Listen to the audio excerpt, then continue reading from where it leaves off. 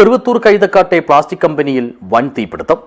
പ്രദേശവാസി തന്നെയായ അബ്ദുള്ളയുടെ ഉടമസ്ഥതയിലുള്ള കമ്പനിയിലാണ് അഗ്നിബാധയുണ്ടായത്. വിവിധ അഗ്നിശമന സേനാംഗങ്ങൾ ചേർന്ന് രക്ഷാപ്രവർത്തനം നടത്തിവരികയാണ്. This news sponsored by ഉയർന്ന ഗുണനിലവാരം, തികഞ്ഞ വിശ്വസ്തത, ജനതാ പാൽ. വൈകുന്നേരം 3 മണിയോടെയാണ് കമ്പനിക്കുള്ളിലെ തീപിടുത്തം ശ്രദ്ധയിൽപ്പെട്ടത്. പ്ലാസ്റ്റിക് മാലിന്യങ്ങൾ വലിയ തോതിൽ സംഭരിച്ചിരുന്നതിനാൽ തീ അതിവേഗം ആളിപ്പടരുകയും പ്രദേശമാകെ കറുത്തിരുണ്ട വിഷപ്പുക പടരുകയും ചെയ്തു.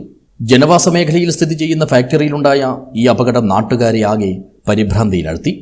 തൃക്കരിപ്പൂരിന് പിന്നാലെ കാഞ്ഞങ്ങാട്ട് നിന്നും കാസർഗോഡ് നിന്നും ചീമേനിയിൽ നിന്നും പയ്യന്നൂരിൽ നിന്നുമെല്ലാമായി എത്തിയ 8ഓളം യൂണിറ്റ് അഗ്നിരക്ഷാസേനകളാണ് ഒരു പരിധിവരെയെങ്കിലും തീ നിയന്ത്രണ വിധേയമാക്കിയത്. കത്തിയ പ്ലാസ്റ്റിക്കിൽ നിന്നുള്ള വിഷപ്പുകയും ശക്തമായ കാറ്റും രക്ഷാപ്രവർത്തനത്തിന് വലിയ തടസ്സം സൃഷ്ടിച്ചു.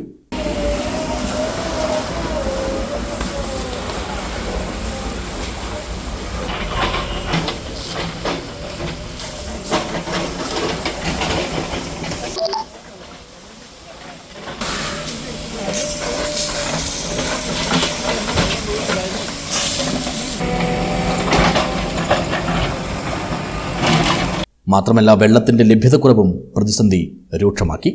ഫാക്ടറിക്ക് പിന്നിലെ വനമേഖലയിലേക്ക് തീ പടരാതിരിക്കാൻ പ്രത്യേക മുൻകരുതലെടുത്ത അഗ്നിരക്ഷാസേന സമീപത്തെ വീടുകളിൽ നിന്ന് ആളുകളെ മാറ്റിപ്പാർപ്പിക്കുകയും ചെയ്തു.